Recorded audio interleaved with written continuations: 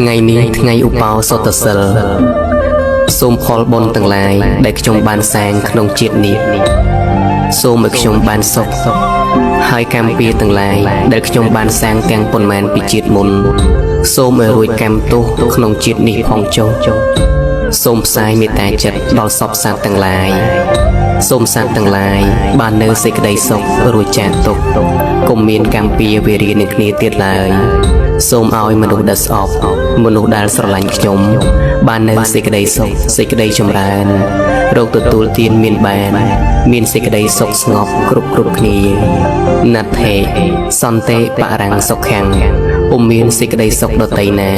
ក្រៅអំពីសេចក្តីស្ងប់ឡើយសូមអនុមោទនា